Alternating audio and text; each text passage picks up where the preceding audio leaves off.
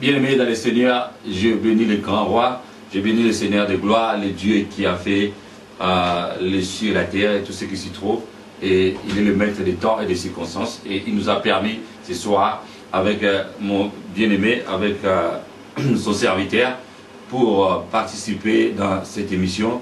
L'émission qui a été improvisée par sa grâce et que sa grâce aussi va nous permettre par son Esprit Saint, de parler sur sa parole et aussi d'édifier le peuple de Dieu, comme l'avait déclaré dans le livre d'Éphésiens, chapitre 4, à partir du verset 11, et que sa grâce soit aussi manifestée. Je me présente comme à votre humble serviteur de Dieu, qui je m'appelle Bienvenu Nengese. Par la grâce de Dieu, je travaille sous la responsabilité du bishop de l'église Marché de l'Amour. Nous sommes basés ici à Londres. Notre église se trouve sur Library Road Library à Leighton. Donc nous avons les services tous les dimanches de 13h à 15h. Et le mercredi, nous avons l'intercession et l'enseignement à partir de 19h30. Voilà. Donc je suis avec l'homme de Dieu qui va se présenter tout seul. Et aussi, nous allons parler d'un thème capital, d'un thème qui fait partie de la doctrine de notre Seigneur et surtout par rapport à l'œuvre à laquelle le Seigneur nous a confié. Voilà. Donc, sans plus tarder, je laisse la parole au pasteur Alicia qui va se présenter aussi et aussi dire un mot avant de commencer notre émission qui a comme thème la santé de l'Église aujourd'hui. Voilà. L'homme de Dieu.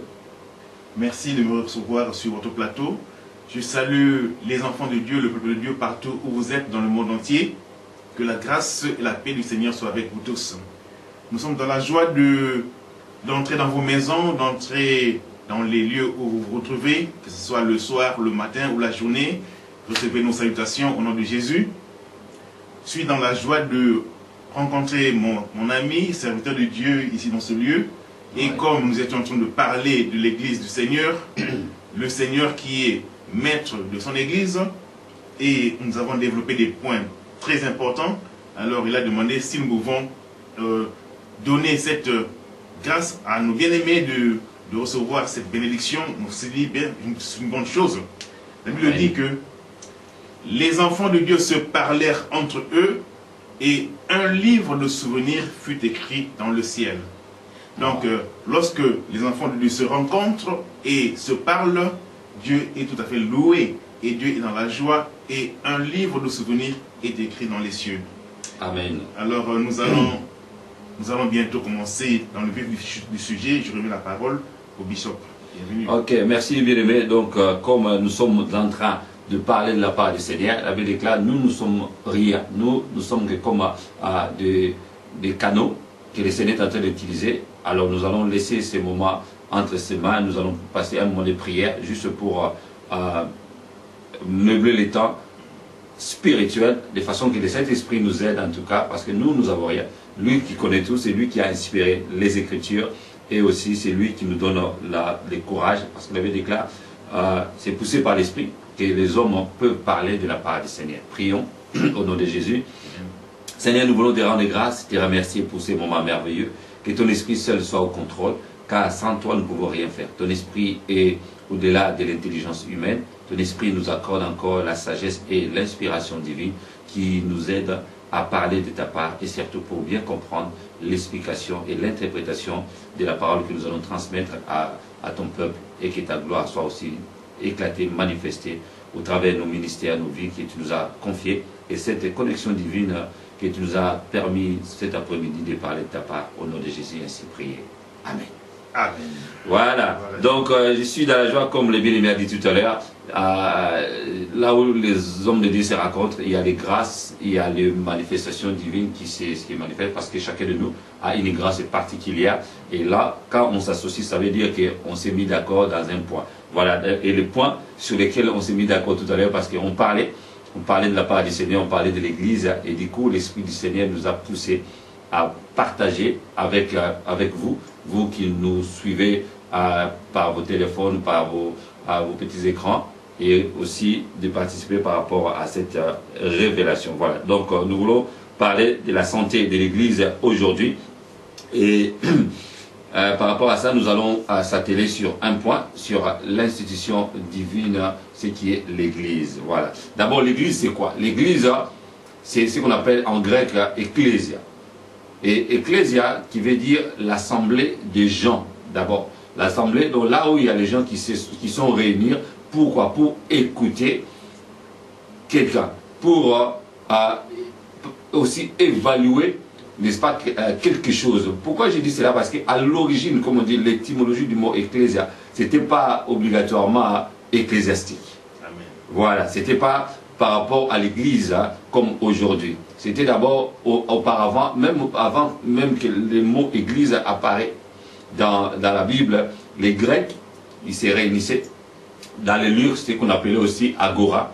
Agora, ça veut dire un lieu public qui, sur lequel un maître, qu'on appelait soit des philosophes, et surtout dans les temps comme les Platon et consorts, les Descartes, ils avaient l'habitude de parler des choses philosophiques. Donc, ils annonçaient leur connaissance à l'Assemblée. À l'Assemblée, voilà. Et c'est là aussi qui est venu aussi le mot disciple. Voilà. Et les disciples-là a commencé avec ça. C'est pourquoi, quand l'Église a emprunté les mots comme Ecclésia et disciples-là, c'est pourquoi on les appelait matates. Donc le mot matates a intervenu pour dire quoi? Donc les gens qui suivent leur maître. On les voyait. Voilà. Regardez les gens qui suivaient leur maître. Oui. Donc, et c'est comme ça aussi le Seigneur Jésus, quand il est venu, il a emprunté aussi le même cheminement. Et voilà. Je m'en vais ajouter un petit point. Lorsque le mot église, ecclésia, et le mot discipola et le mot maître étaient utilisés, c'était vraiment dans le sens sérieux et strict. Exactement. Si quelqu'un se dit être disciple du bishop Bienvenu, ça veut dire qu'il connaît les enseignements de Bienvenu, voilà, et il les applique sérieusement, voilà, à la lettre. Exactement. Et les gens pourront voir que celui-ci a été enseigné par Bienvenu. Voilà, voilà pourquoi les gens vont dire que celui-ci est un disciple de Bienvenu. Oh my God. Donc ça c'est le sens original du mot église et le mot disciple et du mot maître. Donc, wow, je vous laisse la parole. Donc, c'est tellement merveilleux déjà d'emblée dans l'introduction, c'est qu'on s'est associé spirituellement. Pourquoi? Pour comprendre ce que le Seigneur a mis derrière, n'est-ce pas, ces termes de la santé de l'Église. Donc, on pourrait aussi parler de la santé. La santé, on peut le voir sur les deux aspects, aspect spirituel ou moral, et aussi aspect physique. Voilà. Donc, l'aspect moral, c'est lui qui a bonne santé. La santé, ça veut dire quoi? La santé, c'est un état normal, un état sur lequel une personne est bien portant. Voilà. Et c'est ça une définition simple, hein, même de l'université ou des dictionnaires par rapport à la santé. Et sur le plan physique, c'est quelqu'un qui se voit en bonne santé, courageux, il peut marcher, il peut travailler, il peut faire tout ce qu'il peut faire par rapport à son corps. Voilà. Et là aussi, pour mettre, comment dirais-je, une transition par rapport sur le plan spirituel, les corps physiques, ça vient aussi du mot grec sarx. Sarx, ça veut dire les corps charnels avec la chair, c'est qu'on peut aussi voir, on peut aussi toucher physiquement. Voilà, exactement. Alors maintenant, si on peut extrapoler sur le plan spirituel, nous avons, n'est-ce pas, un verset que tout le monde connaît, dans le livre de, je crois, 1 Jean, qui dit que le Seigneur, donc Paul qui s'adressait, ou Jean qui s'adressait à Gaius, on peut dire, à une personnalité divine, qu'il souhaite que tu sois en bonne santé comme l'état de ton âme. Donc ça veut dire sur le plan spirituel. Donc si tu es en bonne santé physique, ça peut corroborer aussi avec la santé spirituelle. Voilà. Donc dans tous les deux cas, donc il faut que tu sois bien portant. Donc si ton corps physique est en bonne santé, donc ça veut dire que tu peux manger, tu peux travailler, tu peux faire des mouvements qui associent à la vie qui est ce qu'on appelle zoïs. Donc c'est aujourd'hui que nous voulons parler de ça. Et l'homme de Dieu, alors par rapport à ce que le Seigneur t'a inspiré déjà, on peut déjà aller dans le vif du sujet, d'autant plus que nous allons parler d'un point capital qui est l'institution divine de l'Église. Gloire à Dieu, comme on a déjà parlé de la santé, je vous souhaite la bonne santé physique et spirituelle. Wow. Non seulement que je vous souhaite, mais je prie que vous soyez en bonne santé spirituelle et physique. Dieu nous a créés à son image. Dieu lui-même, il est Père, Fils, Saint-Esprit. Mhm. Il est en communion. Les trois sont en communion. Et ils ont créé l'homme à leur image. Ils ont associé l'homme et la femme, évidemment, qui étaient dans l'homme. Ils les ont associés dans leur assemblée, dans leur koinonia, dans leur église. Wow. Donc, c'est déjà le début de la pensée de Dieu. J'ai toujours dit que la Bible, c'est la révélation progressive du plan de rédemption de Dieu. Donc, Dieu a déjà commencé la pensée de l'Église avant même qu'il créa l'homme. Wow. Alors, Dieu veut être ensemble. Dieu veut vivre ensemble en famille. L'Église, c'est la famille. La famille commence par l'homme et la femme qui s'unissent et qui ont des enfants. Et la famille grandit et grandit et grandit. Wow.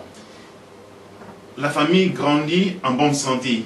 Oui. Et deux familles, trois familles qui se réunissent, qui se regroupent autour de Jésus-Christ. Christ dit, là où deux ou trois sont unis, en mon nom, je suis parmi eux.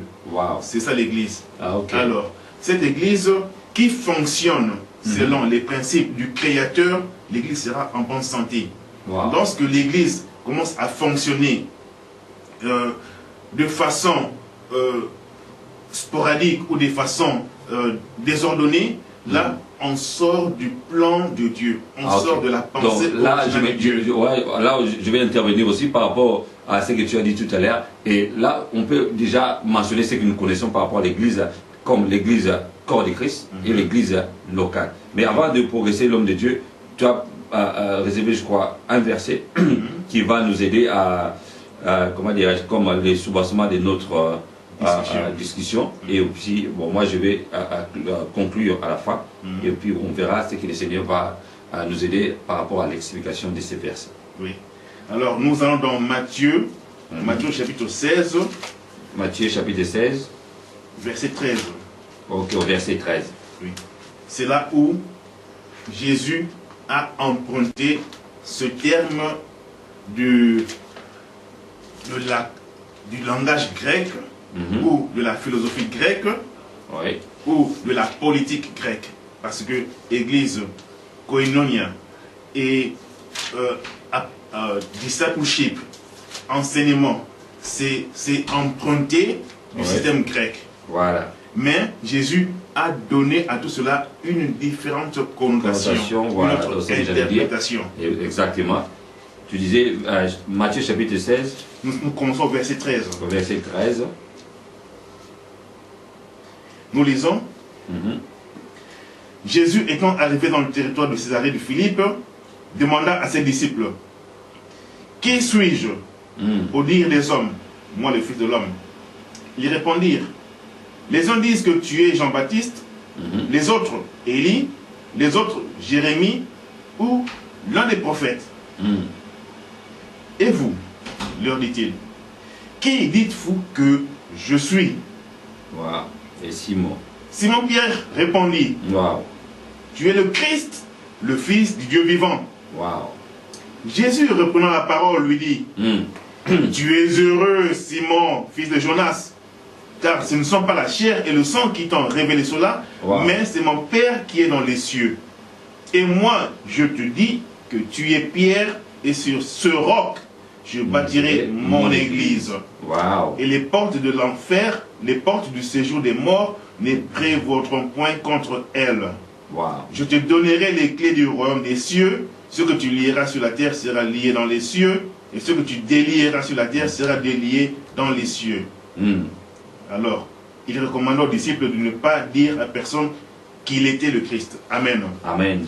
Donc, je disais que la Bible, c'est la révélation progressive du plan éternel de Dieu, de la rédemption de l'homme. Amen. Donc, avant la fondation, Dieu avait la pensée de l'Église. Mais cette pensée était cachée, et c'est Jésus-Christ qui l'a dévoilée en son temps. C'est très merveilleux, c'est très beau. Et Jésus-Christ a dit clairement que Simon, Pierre, ce n'est pas toi qui as dit cela, mais c'est mon Père dans les cieux qui t'a révélé, car c'était déjà dans la pensée de Dieu et personne ne connaissait cela. Et comme toi tu l'as déclaré, c'est que c'est Dieu qui t'a révélé. Donc ce n'était pas par rapport à la chair. Voilà. Ce n'était pas par rapport à la connaissance ou par rapport à l'intelligence humaine. Amen. Wow. Et surtout, ça a extrapolé la connaissance grecque ou le langage grec qu'ils utilisaient de l'Église. Et surtout qui surpassait toute connaissance à l'époque. Oui. Ouais. Alors, l'Église a commencé, du moins au niveau humain, l'Église a commencé lorsque Jésus-Christ a déclaré qu'il bâtira son Église. Donc là, il voulait aussi faire rappeler aux gens qui étaient là, de leur faire rappeler par rapport à la pensée grecque, par rapport à ces mots-là, là où les gens se réunissaient à Agora, et pour écouter le maître. Donc lui, il était le maître. Et là, c'était encore merveilleux parce que Pierre a appelé Jésus comme Messie, Messiah. Voilà.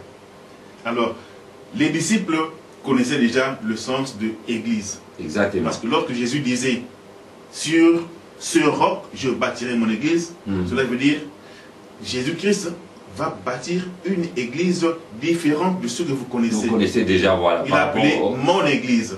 Voilà. Et il a dit, je suis le roc, la fondation de cette Église. Donc il s'est identifié lui-même. Oui. Mais les gens à l'époque n'avaient pas la connaissance comme nous aujourd'hui. Pas encore. Wow.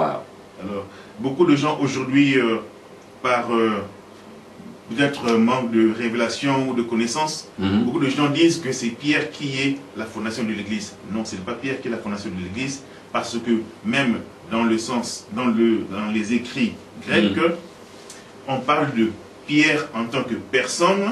Lorsque Jésus dit tu es Pierre, c'est la personne de Pierre. Wow. Sur cette pierre, sur ce roc, en ce moment-là, ce n'est pas Pierre la personne, mais c'est la pierre ou rocher. Les rochers qui étaient, n'est-ce pas, d'une façon métaphorique. Donc c'est la métaphore qui a fait que le Seigneur, comme lui, il parlait déjà avec le parabole et le métaphore, et il a associé les tout à la fois. Amen. Voilà. Donc les gens en ce moment-là avaient bien compris ce que Jésus avait dit.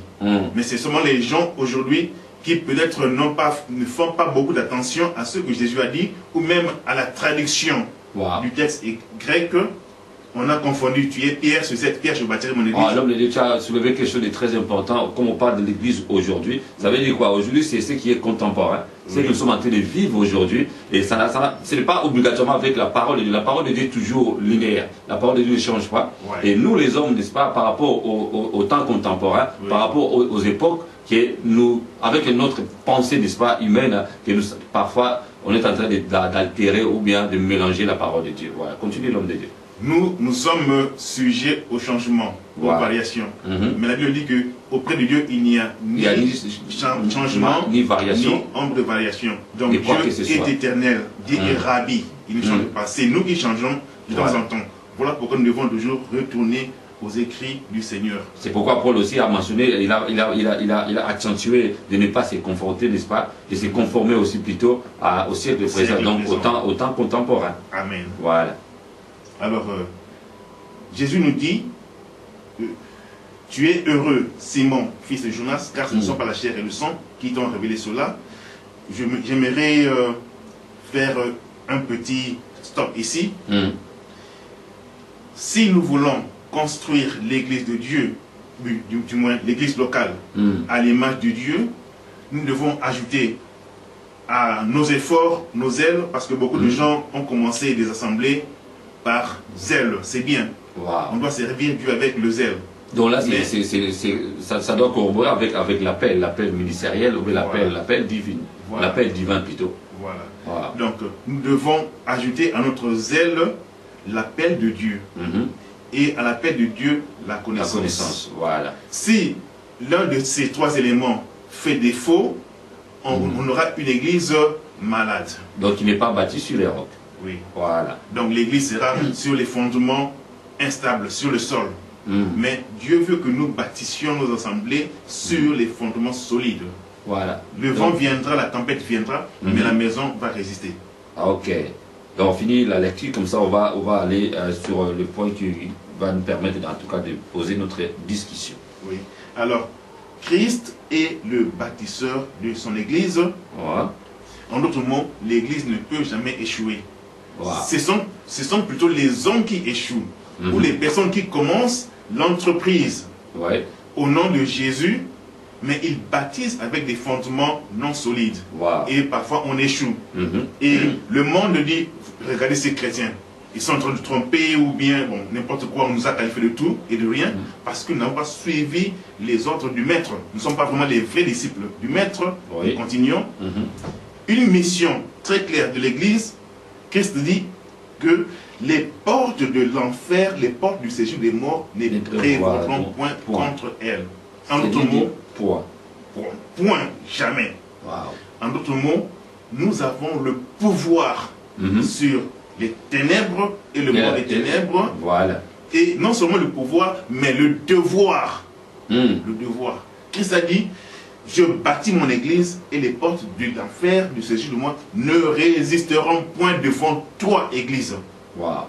Parfois, je regarde les chrétiens se dire, oh non, les sorciers me dérangent, les démons me tourmentent et autres. Voilà. Mais non, c'est comme si un enfant de la reine de l'Angleterre se dit, oh j'ai faim, je ne sais pas où est-ce que je peux manger.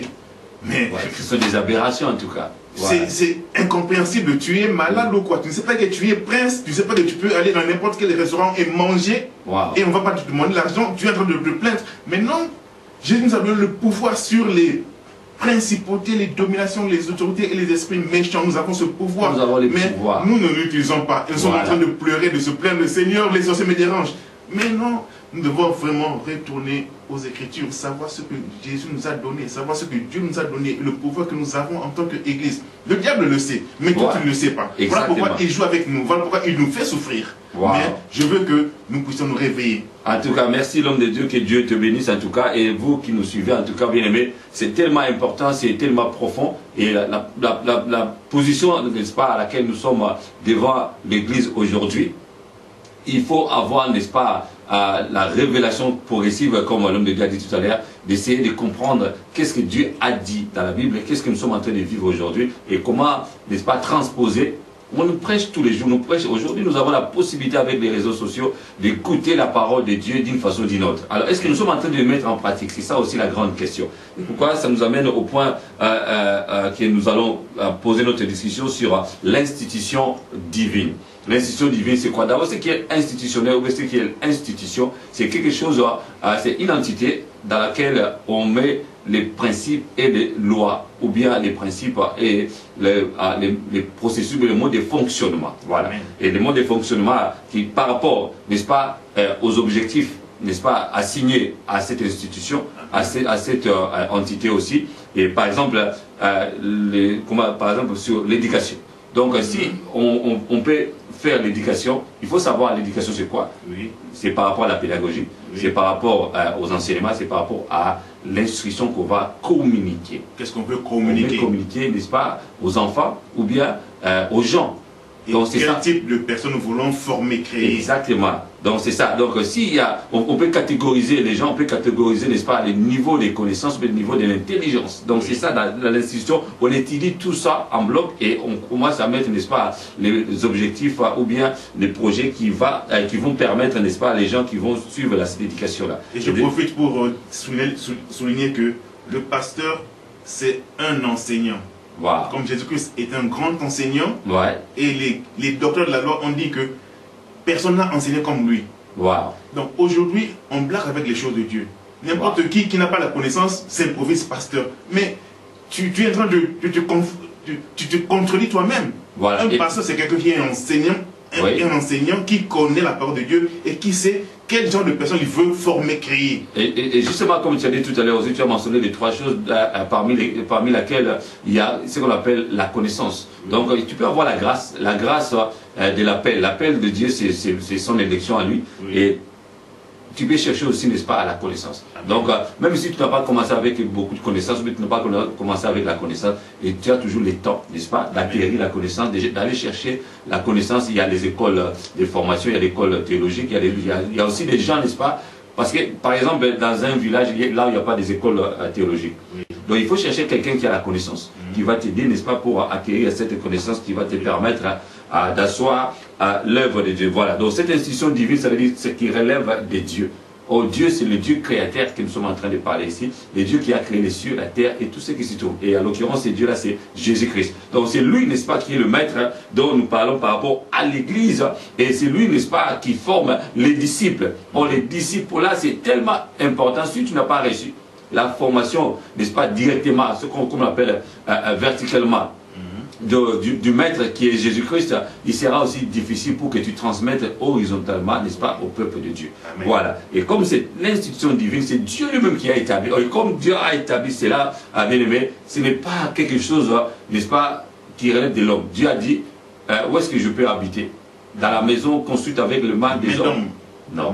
Voilà. Oh, gloire à Dieu, on dit, n'est-ce pas, les mêmes mots. Ça veut dire qu'il y a une connexion quand même divine que le Seigneur spirituel qui nous a accordé pour passer cette information et puis cet enseignement aujourd'hui au peuple de Dieu. Voilà, donc nous allons doucement vers la fin de ce programme parce que ça c'est un programme qui a été improvisé et nous voulons que le Seigneur nous aide à communiquer ce que nous avions préparé. Et aujourd'hui on dit par rapport à la santé bien-aimée.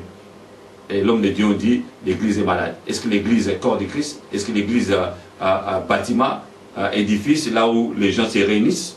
Ou bien c'est l'église corps de Christ avec, n'est-ce pas, la puissance spirituelle. Parce que d'abord, c'est le sang qui a coulé pour que l'église soit établie. Et Dieu permet, n'est-ce pas, aux gens de se réunir dans un lieu, n'est-ce pas, ce qu'on appelle les 4 murs, ou bien un édifice, là où vous allez, n'est-ce pas, adorer Dieu, et louer Dieu et puis écouter sa parole. Voilà. Et quand on parle de la santé de l'église aujourd'hui, à l'homme de Dieu, qu'est-ce qu'on peut communiquer comme objectif ou bien comme un message au peuple de Dieu? Merci beaucoup. Il y a beaucoup de points à vraiment redresser dans nos têtes. Oui. L'église n'est pas un bâtiment comme on l'a accepté partout dans le monde entier. Nous disons, nous allons à l'église. Non, c'est un langage qui n'a pas de sens. Exactement. Parce que Jésus-Christ a dit, je bâtirai mon église. Jésus-Christ n'a pas bâti les bâtiments que nous avons ici, Saint-Luc, Saint-Pierre ou Sainte-Thérèse ou quoi que ce soit. Non, Jésus-Christ n'a pas bâti. C'est ça que nous sommes en train de louer pour faire des églises. Non, Jésus-Christ a bâti le corps spirituel de l'église. Mais nous nous rencontrons dans les salles. Voilà. Donc on peut dire que nous allons dans la salle de prière, nous allons dans une paroisse, nous allons dans un lieu de prière. Voilà. Ça peut être même sous l'arbre, ça peut être sur la montagne où Jésus-Christ a fait le sermon sur la montagne. Exactement. C'était la montagne. Donc le lieu peut changer, mais ce n'est pas le lieu qui est l'église. L'église, ce sont les gens qui se rencontrent. Comme aussi, par exemple, un des pères de l'église de réveil au Congo, ce qu'on appelle Haïdi Nabal. Oui. Donc, lorsqu'il a commencé à Kinshasa, et il n'a pas commencé avec la salle, avec un bâtiment. Non. Il commençait à prêcher, n'est-ce pas, en plein air. Oui. Exactement. Voilà. Donc, ça, c'est le premier point. Nous devons vraiment faire un effort pour rejeter les mauvaises connaissances ou les mauvaises traditions que nous avons héritées. Voilà, ce qu'on appelle les ramassis ou les hérésies que nous ramassons de gauche à droite. Oui. Deuxièmement, l'église appartient à Jésus. L'église n'appartient pas à une personne. Bien que le Seigneur peut m'utiliser pour commencer l'assemblée, mais ce n'est pas mon église. Exactement. Moi, je suis un instrument, tout comme il peut utiliser sur toute personne. Et je ne suis pas nécessairement plus puissant ou plus grand que tout le monde. Non. Exactement. Dieu a réparti les tâches et les grâces et les dons différents. Exactement. Et nous tous, nous devons être simples et humbles devant le Seigneur, que lui, il croisse et que nous puissions diminuer. Ça, c'est une autre maladie parmi nous, les hommes. On a accumulé beaucoup d'importance, beaucoup de gloire, beaucoup de titrologie. Voilà. Parfois même et il y a aussi inutile. Il y a aussi le fanatisme, qui vient après aussi, au lieu d'être les fanatiques de Jésus-Christ. Oui, donc faisons un effort pour vraiment nous débarrasser de ces maladies, de ces tares-là parmi nous. Dans certains endroits, les gens adorent les pasteurs. Ça, je le dis clairement, pasteur, si les filets de votre église vous essuient les chaussures, où ils passent devant et puis ils s'écoulent leur mouchoir et puis ils jettent l'argent comme si c'est toi qui étais le sauveur ou tu étais spécial. Non, c'est Jésus-Christ qui mérite toute la gloire. Voilà. Donc là, c'est pas pour critiquer les hommes de Dieu, nous sommes les hommes de Dieu. C'est juste pour nous aider, n'est-ce pas, par rapport aux gens. Parce que je sais aussi, c'est pas les hommes de Dieu qui font ça, mais les membres, voilà. Scellés, exactement. Ils confondent le Seigneur Jésus-Christ qui mérite la gloire Voilà. Et l'homme de Dieu l'instrument qui est devant, qui libère cette gloire. Exactement. Et si le pasteur n'arrête pas cela, il va facilement prendre la place de Dieu. Exactement. Là, ça devient maintenant sa responsabilité maintenant. Oui. Donc les pasteurs, nous avons une part de responsabilité pour arrêter les gens qui viennent vers nous comme pour nous adorer. Oui. Exact. Restez dans les Écritures. Wow. Le temps presse. Nous allons rapidement dire que l'Église, ce n'est pas le lieu d'adoration. Également une autre erreur ou bien mauvais usage des termes. Jésus a dit, l'heure vient et est déjà venue où les vrais adorateurs adoreront le Père en esprit et en vérité. Voilà. Vous n'adorerez Dieu ni sur la montagne, ni dans le temple. En d'autres mots, aujourd'hui on continue à chercher à remettre Dieu dans le temple. Dieu n'est plus dans le temple. Jésus-Christ a rendu l'âme et il a déchiré le voile qui séparait le lieu très saint de nous autres. Exactement. Et nous avons l'accès libre aujourd'hui à Dieu Tout-Puissant, 24 sur 24. Tu n'es pas en communication avec Dieu lorsque tu parles le dimanche à 10 h. Non. Tu es en contact avec Dieu 24 sur 24 car ton esprit est en communion avec Dieu le Seigneur, 24 sur 24. Avec ton maître bien-aimé. L'esprit n'a pas besoin de jour, l'esprit n'a pas besoin d'heure, l'esprit n'a pas besoin de place. Donc arrêtons de dire allons au culte d'adoration. Non, c'est ta vie qui est en communication avec Dieu. Tu es en communication avec Dieu. Même lorsque tu es dans la toilette, tu es en communication avec Dieu. Même si lorsque tu manges ou tu dors, tu es en communication avec Dieu. Et ton esprit est en train d'adorer Dieu 24 sur 24. C'est pourquoi, quel que soit le lieu, quel que soit les moyens de transport auxquels tu empruntes, bien aimé, dans la voiture, tu peux continuer à adorer Dieu. Tu peux continuer, n'est-ce pas, à louer ton Seigneur, partout, même dans les travails. Donc c'est comme ça que tu vas être en communion permanente avec ton Créateur. Alléluia. Voilà, merci beaucoup l'homme de Dieu. Donc, comme on a dit, il y a les bonnes choses de Dieu. Je vais juste faire une petite synthèse avant de conclure. Donc, on a parlé, n'est-ce pas, de la santé de l'Église aujourd'hui. L'Église comme institution divine, ce n'est pas une institution des hommes. Donc, c'est Dieu lui-même qui l'a institué. Et le mot Église, qui vient, n'est-ce pas, du grec Ecclesia, le Seigneur de gloire a prêté par rapport à la pensée grecque et il voulait, n'est-ce pas, faire comprendre les disciples parce qu'il savait déjà ça. Donc c'est pourquoi, comme toi et moi aujourd'hui, nous voulons comprendre que l'Église aujourd'hui, s'il y a un problème de santé dans l'Église, c'est par rapport à nous les hommes. S'il y a aussi des aberrations, c'est par rapport au ramassis et à la compréhension des Écritures. Comme la compréhension de certaines personnes qui ne connaissent pas les Écritures, mais ils l'enseignent. Ils l'enseignent et puis ils introduisent, n'est-ce pas, les enfants de Dieu dans l'erreur. Voilà. Donc c'est pourquoi c'est important, bien aimé, d'avoir le temps de piocher, de chercher dans la profondeur, d'étudier les Écritures. Et le Seigneur est là pour nous révéler.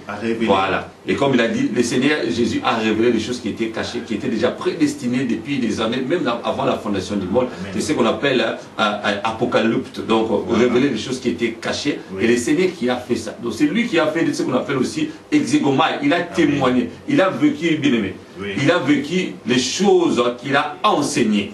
Donc, c'est ça. Donc, si tu n'as pas enseigné, étudié quelque chose, il te sera aussi auprès du maître, voilà, il sera aussi difficile de transmettre aux autres. Comme Paul a dit à Timothée, n'est-ce pas, 2 Timothée 2, c'est tellement simple à retenir. 2 Timothée 2, verset 2. Voilà, donc je m'en vais pour conclure ces programmes. Dans le premier livre des Corinthiens, chapitre 3, à partir du verset 7, bon, lisons à partir du verset 9 jusqu'au verset 11 à 10. Voilà. La Bible dit, laissez-moi d'abord aller au verset parce que l'homme de Dieu a mentionné quelque chose de très important tout à l'heure. Ainsi, c'est lui qui plante et c'est lui qui arrose sont sans importance. C'est le Dieu. N'est-ce pas? Donc, l'homme de Dieu qui prêche, l'homme de Dieu qui bâtit, comme on dit, qui commence l'église. Donc, c'est lui qui a été instrument. Donc, il n'est rien par rapport à Dieu. C'est le seul Dieu contre lui, n'est-ce pas, qui fait croître la plante. Amen. Donc c'est lui qui plante et c'est lui qui arrose son égaux. Mais Dieu accordera à chacun sa récompense. Amen. Donc selon son propre travail. Car nous sommes des collaborateurs. Je crois, dans ta version, ça dit, nous sommes des serviteurs. Des serviteurs, voilà. Donc des collaborateurs de Dieu. Et vous êtes les champs de Dieu. Amen. Vous êtes aussi l'édifice de Donc selon les dons que Dieu m'a accordé donc à Paul, il a dit, j'ai travaillé comme un bon entrepreneur et posé les fondements. Maintenant, un autre bâtit dessus. Mais il faut que chacun prenne garde à la manière dont il bâtit. Voilà. Donc, dans ma version, on dit un entrepreneur. Dans l'autre version, lui, c'est qui dit comme un sage architecte. Voilà. Donc, ce n'est pas notre travail, bien aimé. C'est le travail de Dieu, c'est l'œuvre de Dieu. Donc, si la santé de l'Église n'est pas bonne, comme on dit, pour étudier une communauté, il faut étudier les gens qui composent cette communauté. Donc, c'est de la même façon aussi, l'Église est comme le corps de Christ, comme l'entité spirituelle de Dieu, la puissance du sang de Jésus qui s'est manifestée pour établir l'Église. Et de l'autre côté, c'est les hommes. Quand nous bâtissons, comme on a dit, Saint-Pierre, l'église Saint-Joseph, et nous, aujourd'hui, l'église des Réveils, l'église charismatique, on loue ou bien on construit les salles, et c'est dans les salles-là, ce sont les lieux que Dieu nous permet d'aller se réunir. Dans l'idée d'apprendre, l'idée de se réunir pour adorer Dieu.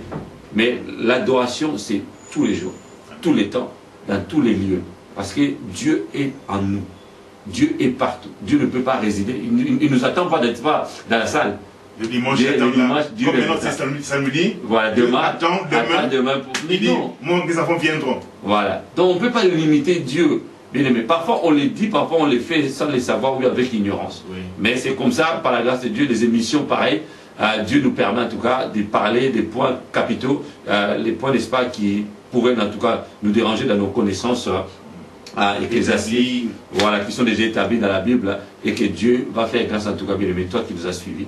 Et je suis tellement content que le Seigneur nous permet à expliquer cela. Il a dit clairement, nous sommes les collaborateurs de Dieu. Et nous sommes là, n'est-ce pas, chacun de nous, il bâtit selon, n'est-ce pas, les dons qu'il lui a donnés, voilà, et sur les fondements que Dieu a déjà posés, bien aimé. Qui est Jésus le roc. Jésus le roc. Et les enseignements des apôtres. Voilà.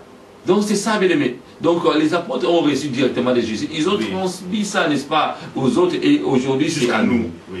Donc c'est comme ça, bien aimé. Et je bénis le Seigneur en tout cas, bien aimé, pour ta visite. Et surtout... Je m'en fais rappeler une chose. La parole de Dieu dit, n'abandonnez pas vos assemblées. Exactement, ouais. Bien que l'Église est malade, enfin l'Église en tant qu'institution des hommes, il y a beaucoup de maladies que tu peux constater, que tu connais très bien, qui t'ont fait révolter. Je le sais, je sympathise à ta peine, à ta douleur, mais la parole de Dieu dit, n'abandonnez pas les assemblées. Exactement. Donc, demande à Dieu de te révéler où tu peux aller pour te joindre aux enfants de Dieu. Exactement, voilà. Parce que c'est tellement important à l'homme de Dieu, parce que les gens, beaucoup de gens quittent l'église avec des raisons, une raison ou une autre. Oui. Là où il y a les gens, il y aura toujours des problèmes. Oui. Mais moi aussi, je conseille en tout cas beaucoup de gens, est-ce que tu as prié avant d'intégrer cette assemblée? Donc, il faut avoir le temps, bien aimé. On n'est pas pressé. Hein? Il ne faut pas être pressé dans l'œuvre de Dieu. Parce qu'il s'agit de notre salut. Il s'agit, n'est-ce pas, la santé de nos âmes. Il s'agit, n'est-ce pas, de nos vies de tous les jours. Donc, c'est pourquoi, même, on dit quoi? On dit, les cercles spirituels, c'est les cercles les plus dangereux de la vie d'un homme. Tu peux être avec des amis, avoir des problèmes, se séparer, ou bien continuer ou pas, il n'y aura pas de problème. Mais avec les cercles spirituels, c'est ton âme qui est en danger. Oui.